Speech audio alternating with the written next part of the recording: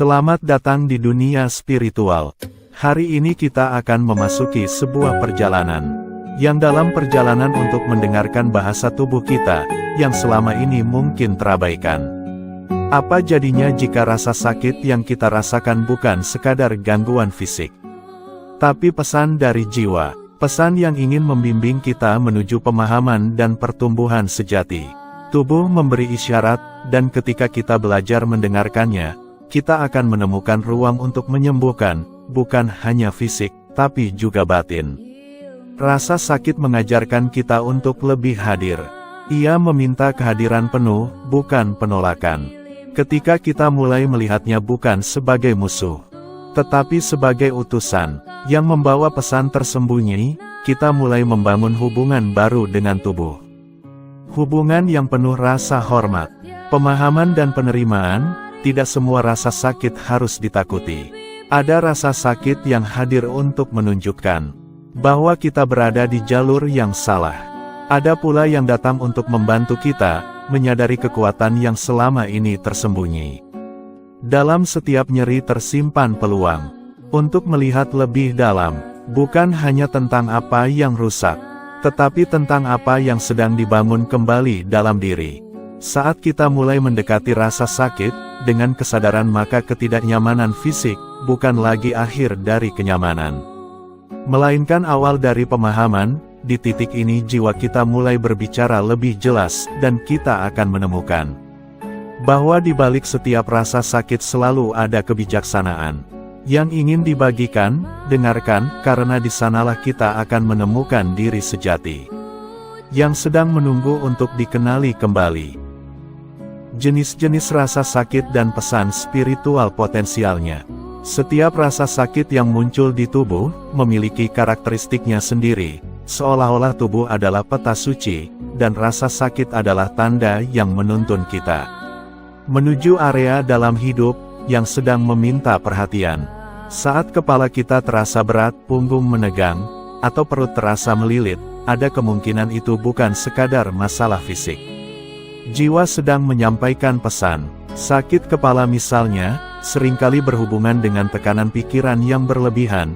Ini bisa menjadi sinyal bahwa Anda terlalu banyak memikirkan sesuatu tanpa membiarkan perasaan Anda ikut berbicara. Rasa sakit ini kadang muncul ketika Anda menahan diri untuk tidak jujur pada diri sendiri atau ketika Anda menjalani hidup yang tidak selaras dengan nilai-nilai terdalam. Kepala menjadi medan pertempuran antara logika dan intuisi. Beban pikiran yang tak terucap. Sakit kepala seringkali datang tanpa aba-aba, seperti kabut yang perlahan menyelimuti pikiran. Tapi di balik rasa berat itu tersembunyi pesan yang jauh lebih dalam daripada sekadar ketegangan otot atau kurangnya istirahat. Sakit kepala dalam banyak kasus adalah tanda bahwa pikiran kita terlalu penuh oleh hal-hal yang belum diungkapkan. Keputusan yang tertunda, dan kekhawatiran yang dipendam, yang muncul saat kita mencoba menanggung terlalu banyak dalam diam. Ada beban-beban yang tidak terlihat oleh mata, namun terasa jelas di kepala. Mungkin kita terlalu lama menunda kejujuran terhadap diri sendiri. Mungkin kita terus memaksakan logika atas intuisi, menolak suara hati yang sudah lama berbisik. Saat konflik antara apa yang dipikirkan, dan apa yang sebenarnya dirasakan, terus terjadi tanpa penyelesaian. Tubuh akhirnya memberi sinyal melalui nyeri di kepala. Energi mental yang stagnan menciptakan tekanan pikiran yang berputar tanpa arah. Kekhawatiran tentang masa depan atau ketidakpuasan terhadap masa lalu. Semua itu menumpuk seperti awan gelap. Semakin Anda abaikan, semakin berat tekanan itu. Rasa sakit di kepala tidak sekadar fisik. Dia adalah panggilan untuk berhenti, hadir dan melepaskan apa yang tidak perlu dibawa lagi. Beberapa orang mengalami sakit kepala karena mereka menanggung ekspektasi orang lain.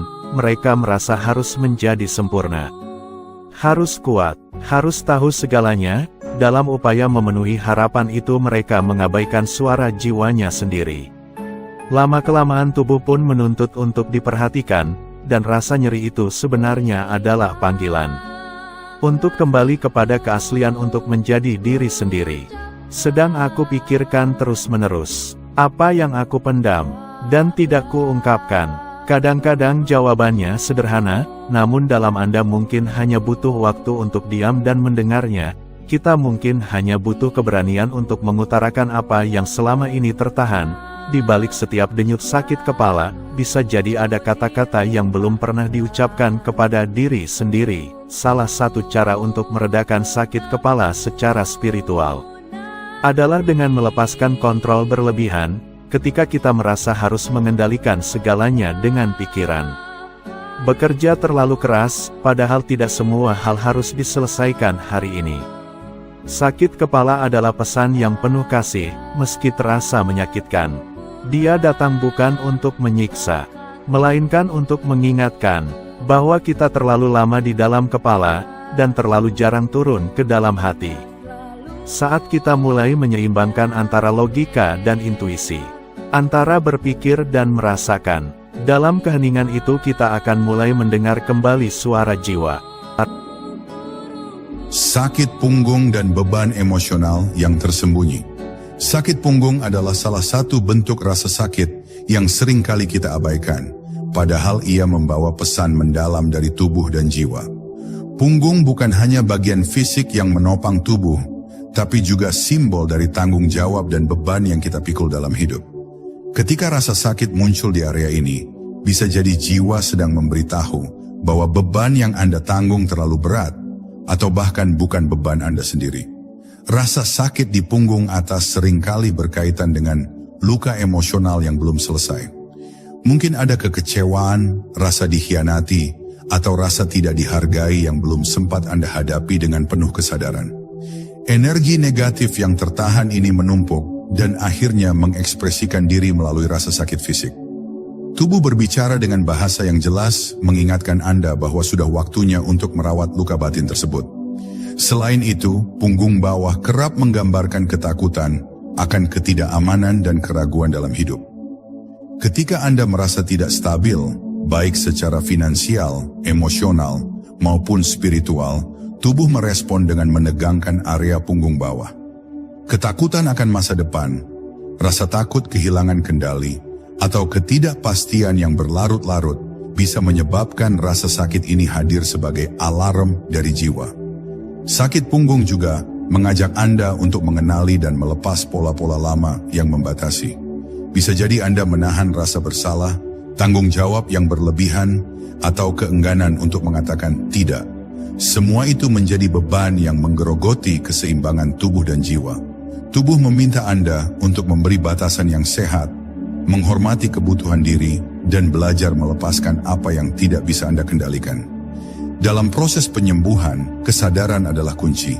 Ketika Anda mulai mengamati pikiran dan perasaan yang muncul bersamaan dengan rasa sakit di punggung, Anda membuka ruang untuk transformasi.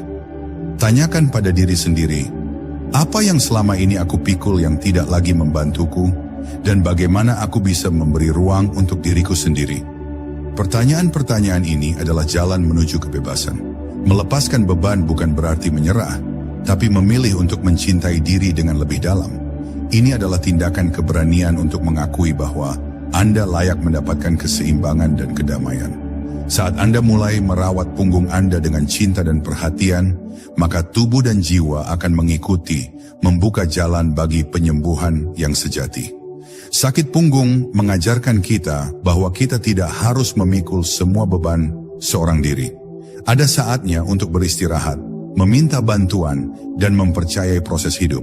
Dengan merangkul pesan ini, Anda tidak hanya meringankan tubuh, tetapi juga membebaskan jiwa untuk tumbuh dan berkembang tanpa terbelenggu oleh rasa takut dan tanggung jawab yang berlebihan. Sakit perut dan emosi yang sulit dicerna. Sakit perut bukan sekadar masalah fisik yang muncul tanpa sebab. Ia sering menjadi cermin dari konflik batin yang belum terselesaikan dan emosi yang terpendam dalam ruang terdalam jiwa Anda. Perut sebagai pusat energi dan intuisi mampu menyimpan segala rasa takut, kecemasan, bahkan kemarahan yang sulit untuk diolah dan dilepaskan. Ketika emosi ini menumpuk tanpa ada ruang untuk ekspresi, tubuh merespon dengan rasa sakit yang mengganggu keseimbangan. Banyak orang yang tidak menyadari bahwa stres dan tekanan emosional dapat mempengaruhi sistem pencernaan secara langsung. Energi negatif yang berputar dalam pikiran dan hati menimbulkan ketegangan yang kemudian dirasakan dalam bentuk nyeri atau tidak nyaman di perut. Ini adalah cara tubuh menunjukkan bahwa ada sesuatu yang belum dicerna secara emosional, hal-hal yang belum bisa Anda terima atau lepaskan. Ketakutan dan kecemasan yang berlarut-larut kerap menjadi penyebab utama rasa sakit perut. Saat Anda merasa tidak aman dalam situasi tertentu, atau ketika pikiran Anda dipenuhi oleh kekhawatiran tanpa ujung, tubuh mengirimkan sinyal agar Anda memperhatikan kondisi batin Anda. Rasa sakit ini bukanlah hukuman, melainkan panggilan untuk memberi perhatian lebih pada diri sendiri dan memberikan ruang bagi proses penyembuhan. Selain itu, sakit perut juga bisa menjadi tanda bahwa ada kemarahan yang belum diungkapkan atau kekecewaan yang dipendam terlalu lama. Emosi yang tidak terekspresikan seringkali bersembunyi di dalam diri, menciptakan beban yang sulit diatasi. Ketika Anda mulai membiarkan diri merasakan dan mengekspresikan emosi dengan cara yang sehat, nyeri itu perlahan akan berkurang dan tubuh pun mulai pulih. Mendengarkan tubuh saat sakit perut datang adalah bentuk penghormatan pada diri sendiri. Ini adalah undangan untuk berdiam sejenak, menarik napas dalam, dan mengeksplorasi apa yang sebenarnya sedang Anda rasakan di dalam. Dengan kesadaran dan kehadiran penuh, Anda bisa mulai membuka pintu bagi penyembuhan batin yang mungkin selama ini terabaikan.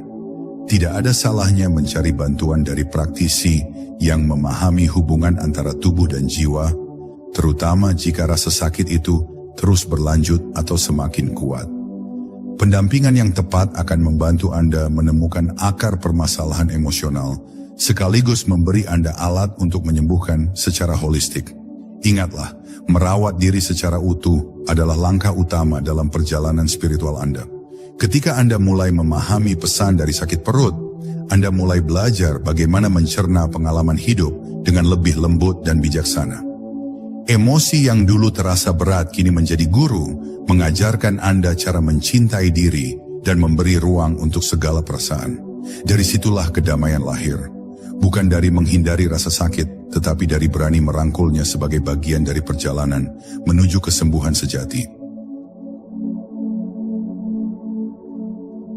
Sakit lutut dan kerendahan hati yang terlupakan. Sakit lutut seringkali dianggap sepele, padahal ia membawa pesan yang sangat dalam tentang kerendahan hati dan sikap kita terhadap perubahan dalam hidup.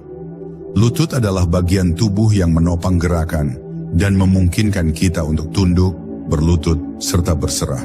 Ketika lutut Anda sakit, itu bisa menjadi tanda bahwa Anda menolak untuk merendahkan hati atau kesulitan, menerima keadaan yang tidak sesuai keinginan. Banyak dari kita terjebak dalam sikap keras kepala, merasa harus selalu kuat dan mengendalikan segalanya.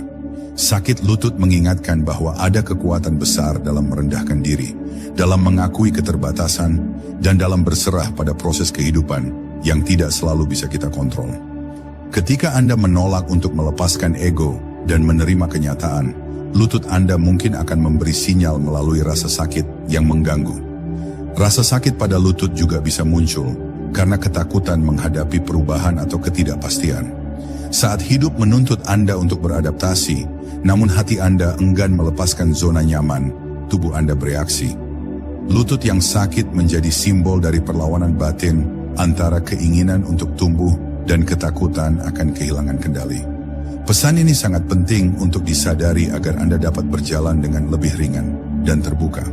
Dalam proses penyembuhan, penting untuk membangun kembali hubungan yang sehat dengan kerendahan hati.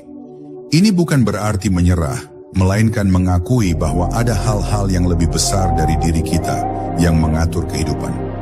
Melalui sikap rendah hati, Anda memberi ruang bagi energi penyembuhan mengalir tanpa hambatan dan menguatkan ikatan Anda dengan jiwa serta alam semesta.